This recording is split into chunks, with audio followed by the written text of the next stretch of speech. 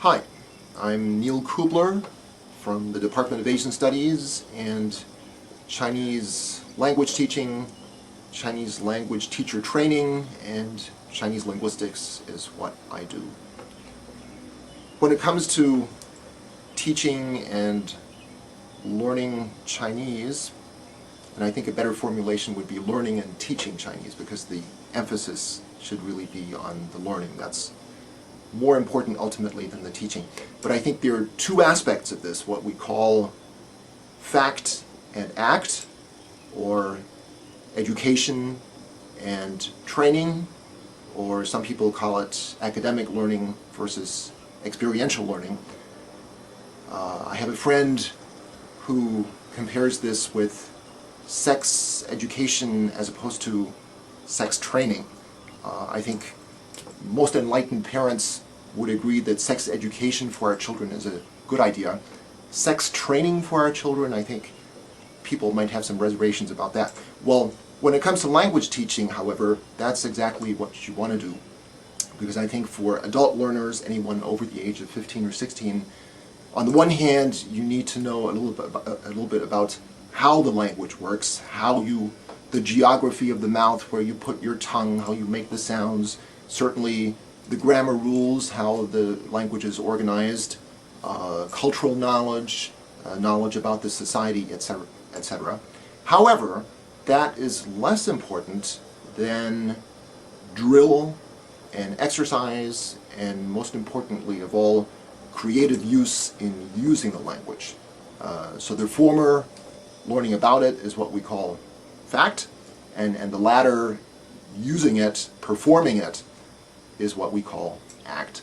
And I think these two aspects are both important, but ultimately it's the act that's even more important. So how do you learn a language? How do you teach a language? I think first you have to find a way to get the sounds, the grammar patterns, the words of the language into the heads of the students. And how do you do this? You expose them to the language. Oral work, listening to recordings of all kinds is crucial. Drills, I know in language teaching currently drills it's very faddish. Every 10 or 15 years there's a new movement. But I still believe drills are an essential part along the way towards our goal of communicative competence. Memorization is still, I believe, very important. Now, you don't have to do all of this in class.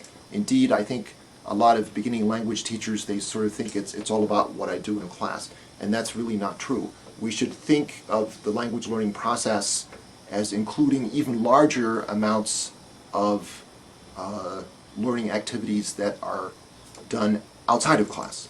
So we should think of ourselves not only as teachers, but even more importantly as organizers, as implementers, as facilitators of the language learning. So how to integrate effective language learning activities that take place outside of class, whether it's reading grammar notes or listening and repeating loudly after recordings, or interacting with video recordings. All of this can be done now.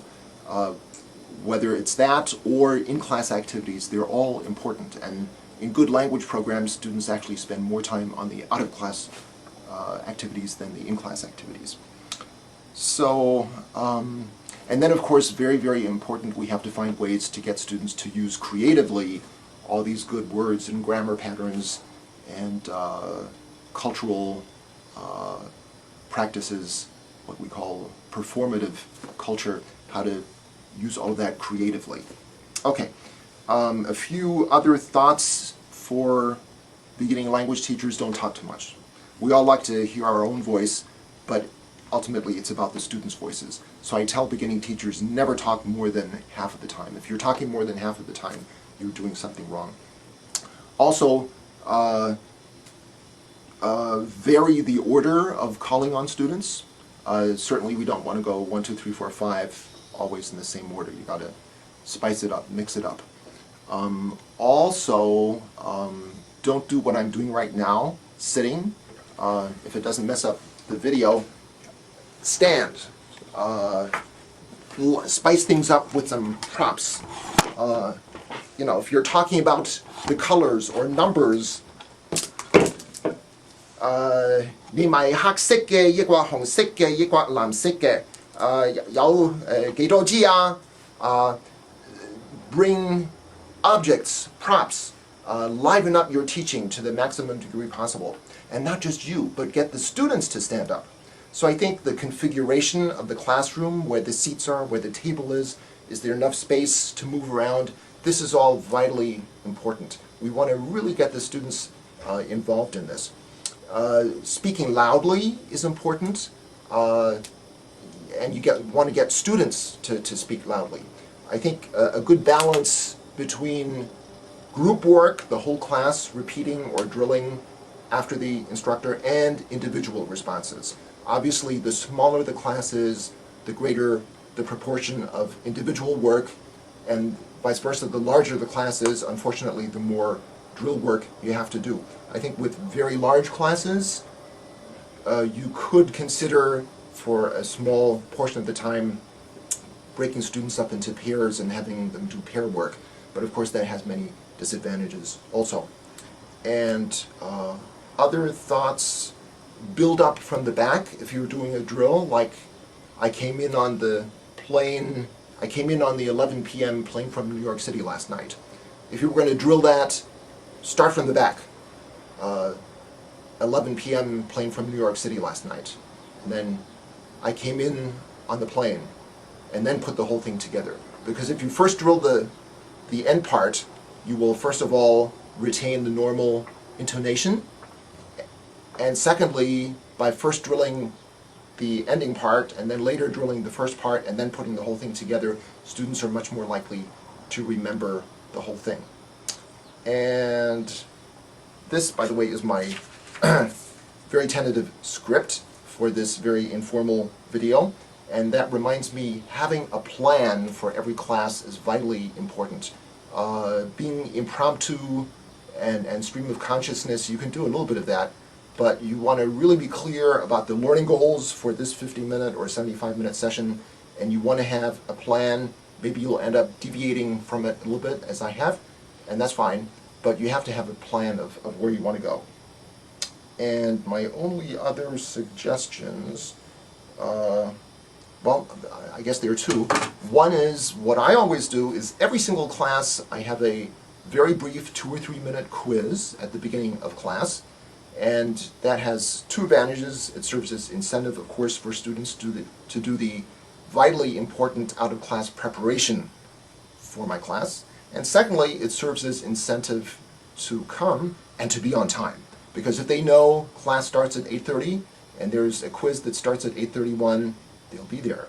Otherwise, in Williamstown winters, instead of arriving at 8:30, some of them may not arrive until 8:45. And then finally, my very strong view is that given that there are these two very different aspects of language learning, fact and act, or factual knowledge and performative